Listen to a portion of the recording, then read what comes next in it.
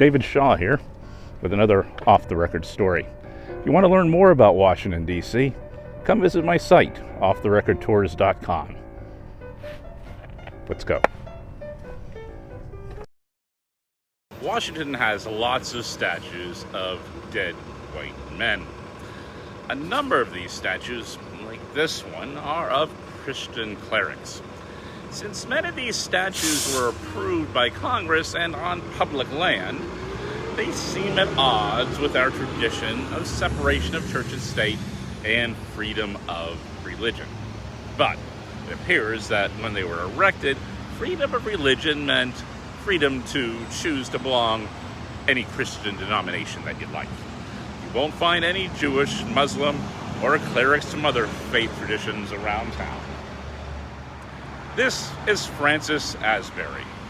Asbury is born in England, quits school at 12, and becomes a blacksmith's apprentice. At 14, he feels called to the church and is a full-time Methodist preacher by the time he's 21. In 1771, John Wesley, the founder of Methodism, asked his clergy, "Our brethren in America call for loud help. Who will be willing to go over and help them?" Asbury volunteered. When Asbury shows up in Philadelphia later that year, there were only about 600 Methodists in the colony. He gets on his horse and goes to work. Asbury rides over 300,000 miles by horse and carriage. He ordains more than 4,000 clergymen. They were all men back then, including Philadelphian Richard Allen, first black Methodist clergyman in America, who later founded the African Methodist Episcopal Church. Asbury preached more than 16,000 sermons in his life. He preached in barns, basements, houses, fields, docks. He hated slavery and petitioned George Washington to end it.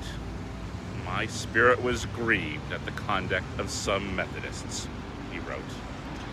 I like how this piece is composed.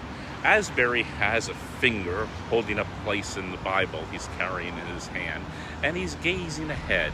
The horse's reins are slack, and it's if he's contemplating what he read and is not really paying attention to what the horse is doing.